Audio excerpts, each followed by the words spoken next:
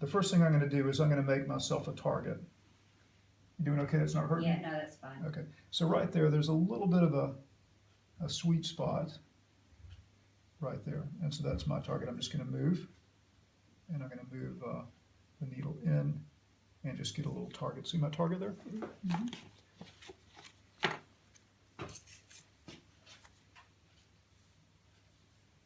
Always let the alcohol dry. And then the first thing I'm going to do is we're going to try to aspirate a little fluid out of there. We might not get any, but we might get lucky. Okay, a little bit of pressure as I go in. And I'm going to tilt the kneecap toward me. Usually once you get past the skin. Is that all right? Not too Yeah, bad? it's fine. It's fine. It's not too bad. And if you keep a little bit of pressure on the kneecap, you can avoid doing the scraping and just angle a little bit. And now we feel the feedback as you go through the tissues. And you feel resistance.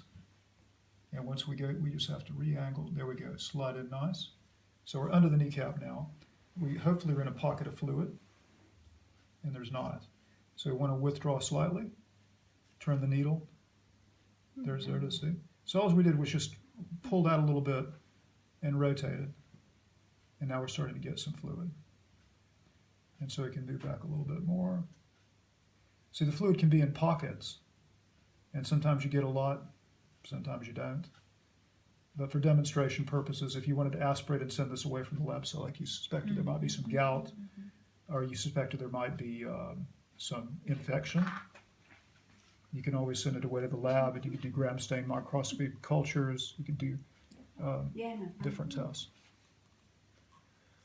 Okay, just for demonstration purposes, that's enough. So we got it. We know we're in the joint because we're aspirating synovial fluid. And if we look at that, see, this is pretty thick. This is what you normally want to see. You want to see this sort of straw color. Now, see how viscous that is? If it's infection, it's usually very thin. It might be blood streak. You might even see pus if the patient's not very lucky. Okay, so now we have our syringe all set up. We can get some of the air out of there. There we go. And now we just come in and very gently.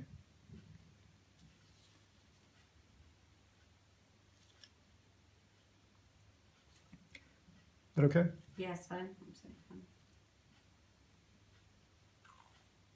Okay, now what I'm going to do now is I'm going to take the syringe away, and atmospheric pressure 14.7 pounds per square inch. See how it drips a little bit? It's not dripping on the skin though.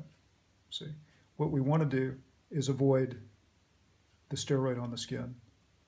And by doing this, we avoid any leakage. See, I'm putting a little bit of tension on there. Okay, so who wants to give me a plaster? Who wants to be an assistant? We got a plaster here anyway. There's one. You wanna? You going? Yeah. Well done. Thank you. That was Kenilog injected. That was actually a triamcinolone. Triamcinolone. Yeah. Thank you.